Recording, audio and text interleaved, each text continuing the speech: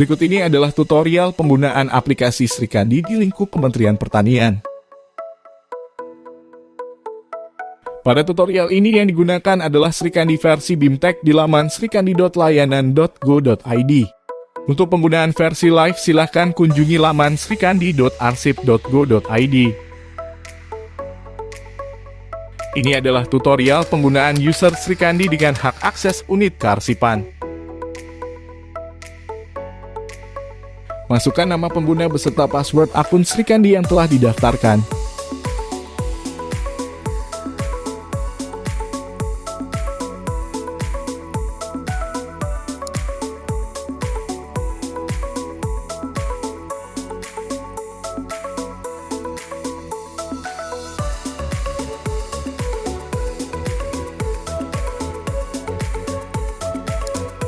Pada panduan ini, akun yang digunakan adalah admin unit kearsipan 1 Kementerian Pertanian yang memiliki beberapa menu. Yang pertama adalah menu naskah dinas yang memiliki fungsi untuk mengatur template naskah dinas, registrasi naskah keluar, dan daftar naskah keluar. Menu selanjutnya adalah menu pengaturan. Menu ini dapat mengatur penomoran otomatis, daftar penanda tangan, daftar verifikator, daftar tujuan, daftar grup tujuan disposisi, daftar tembusan dan klasifikasi. Menu selanjutnya adalah master referensi, yang berfungsi untuk mengatur jenis naskah, sifat naskah, tingkat urgensi, serta guna memasukkan instruksi disposisi. Selanjutnya adalah menu berkas. Menu berkas terdiri dari submenu daftar berkas aktif, proses pemindahan, daftar berkas inaktif, serta peminjaman berkas. Dan yang terakhir adalah menu penyerahan berkas yang terdiri dari 2 opsi, yaitu proses musnah dan permanen. Selanjutnya kita bahas tentang menu naskah dinas. Untuk menu registrasi naskah keluar dan daftar naskah keluar akan kita bahas pada tutorial tersendiri. Menu pertama adalah template naskah dinas.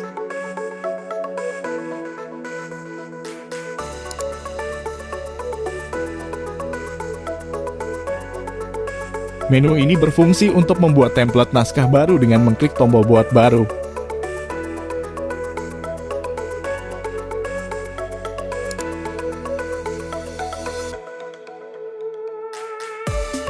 Pada form buat baru, pilih terlebih dahulu jenis naskah yang akan dibuat template-nya.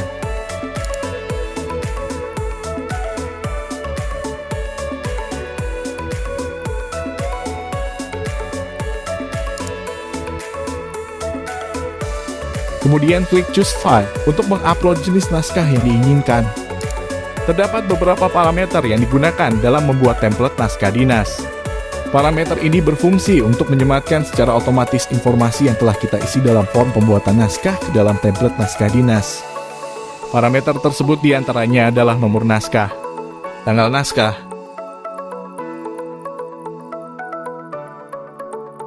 hal,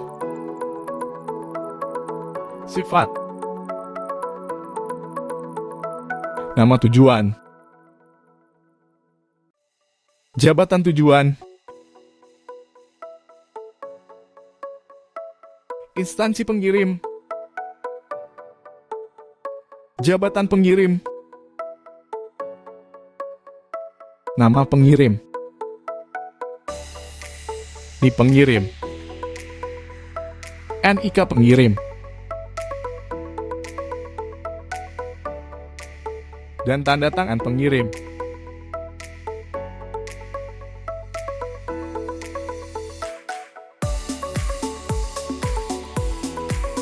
Berikut adalah contoh template naskah dinas yang telah dibuat menggunakan parameter.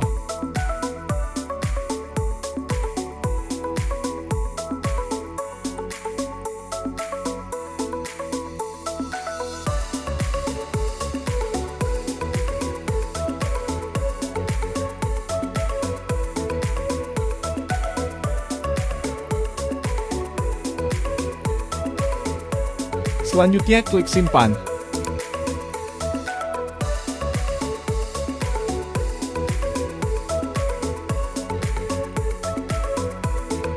Untuk mengedit kembali template naskah dinas yang telah dibuat, cari naskah dinas dengan mengetik nama naskah dinas pada kolom filter. Lalu klik ikon pensil.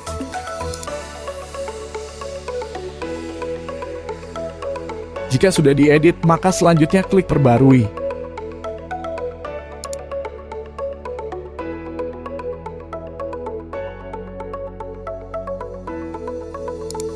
Menu selanjutnya adalah pengaturan.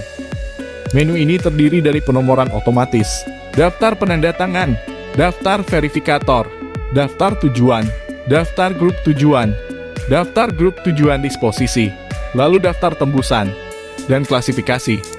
Untuk menu penomoran otomatis karena sistem penomoran terdesentralisasi, maka menu ini hanya dapat diakses menggunakan hak akses tata usaha atau sekretaris di masing-masing unit kerja.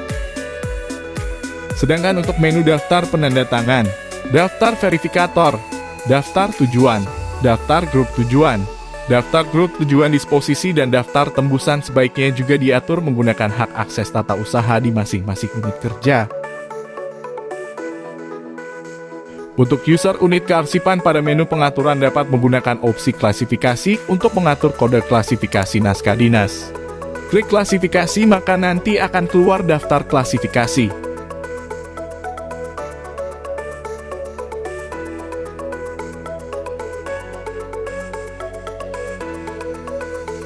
Klik buat baru untuk membuat kode klasifikasi baru. Kemudian akan muncul form klasifikasi baru. Isikan form klasifikasi baru berdasarkan klasifikasi arsip dan jadwal retensi arsip yang berlaku di Kementerian Pertanian.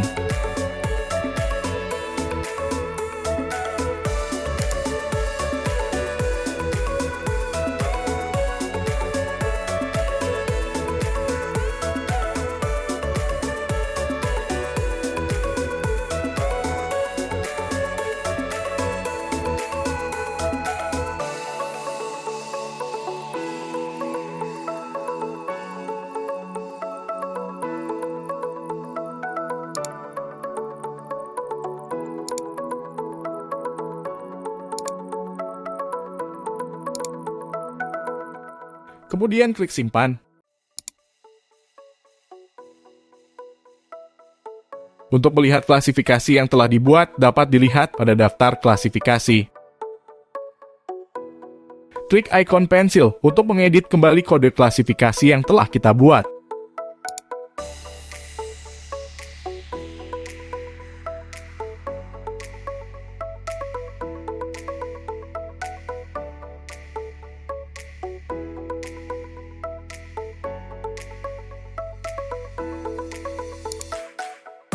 Menu selanjutnya adalah master referensi. Master referensi berfungsi untuk mengatur jenis naskah, sifat naskah, tingkat urgensi, serta guna memasukkan instruksi disposisi.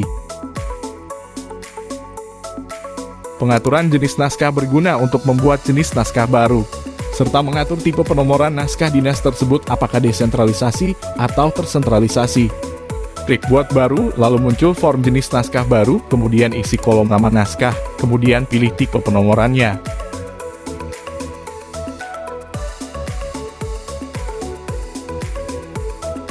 Kemudian klik simpan.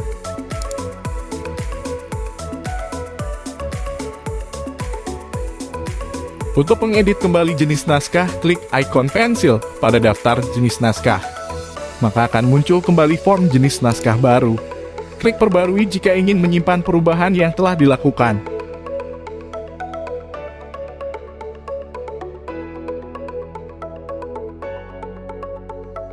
Menu selanjutnya pada master referensi adalah sifat naskah. Klik sifat naskah, lalu klik buat baru jika ingin menambahkan sifat naskah yang baru. Kemudian masukkan nama sifat naskah pada kolom form.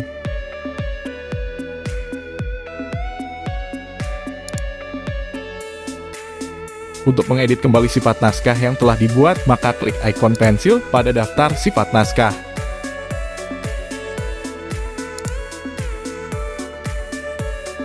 Menu selanjutnya adalah tingkat urgensi.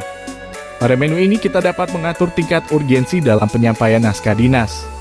Klik buat baru jika ingin menambahkan tingkat urgensi yang baru.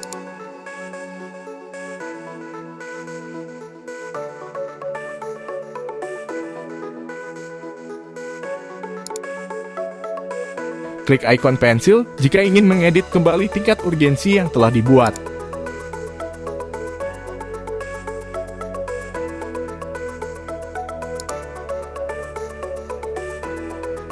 Selanjutnya adalah menu instruksi disposisi. Menu ini berfungsi untuk mengatur instruksi apa saja yang dapat dipilih dalam disposisi surat.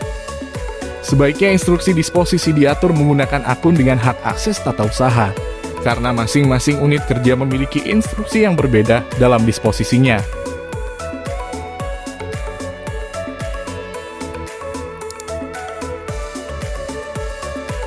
Selanjutnya adalah menu berkas yang berfungsi untuk melakukan pemberkasan pada arsip yang ada di Sri Kandi. Menu berkas terdiri dari daftar berkas aktif, proses pemindahan, daftar berkas inaktif, serta peminjaman berkas.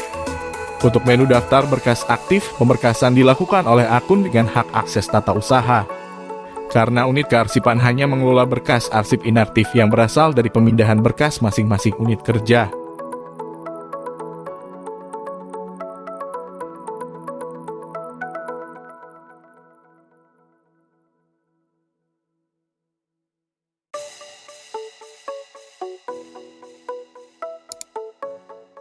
Menu selanjutnya adalah proses pemindahan.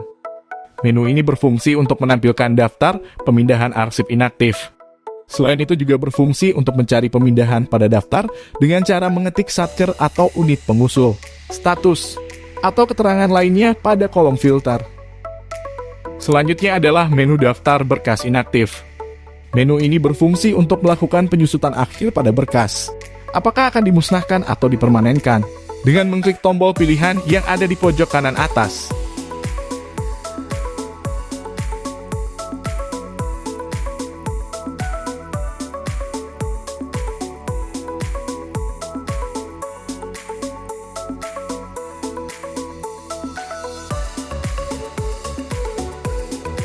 Selanjutnya adalah menu penyerahan berkas yang terdapat dua opsi, yaitu proses musnah dan permanen.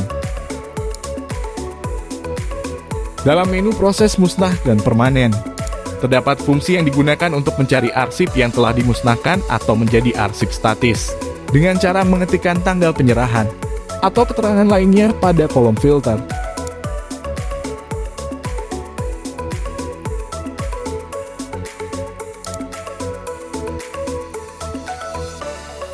Menu yang terakhir adalah peminjaman berkas yang berfungsi untuk menampilkan daftar riwayat peminjaman arsip. Untuk mencari riwayat peminjaman arsip pada daftar, ketikkan nama berkas, lama pinjam, atau keterangan lainnya pada kolom filter.